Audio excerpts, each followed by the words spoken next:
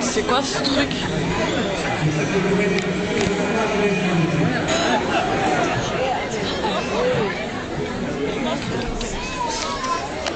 Donc, ce que vous entendiez, eh c'était tout simplement une animation de course camarguaise.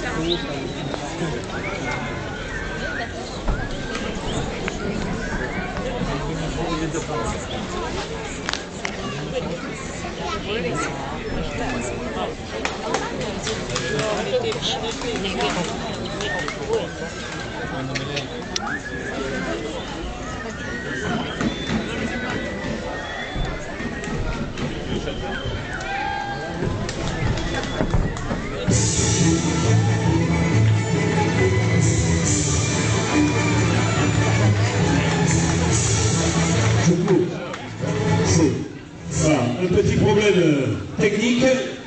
Alors, le cocardier, donc, il est là, il est en piste. Donc, vous voyez la différence avec le taureau espagnol qui est sorti tout à l'heure, qui était un cabestre, et celui qui avait un an.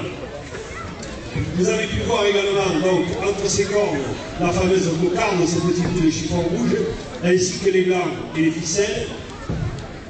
Le taureau, une fois qu'il est en piste, vous voyez, quand vous voyez un taureau comme ça, certes, il est impressionnant, mais vous vous dites, après tout, il est gentil par rapport au veau qu'il y avait tout à l'heure, qui sans arrêt courait dans tous les sens.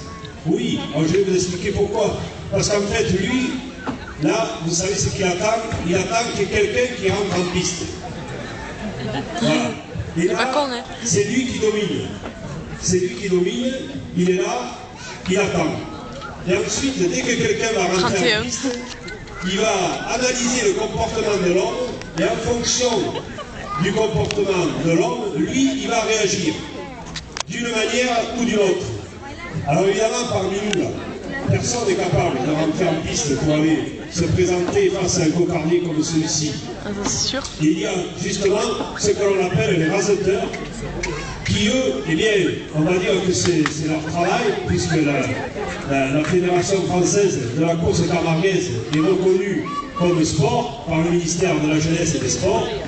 Et donc, lui, eh bien, le raseteur, son rôle, c'est de passer le plus près possible du cocardier pour y ravir des attributs. Alors, pas avec la main, avec un crochet qui a 4 dents métalliques qui sont retournées, et c'est avec ça qu'il doit lever dans les attributs qui se trouvent sur la tête du taureau.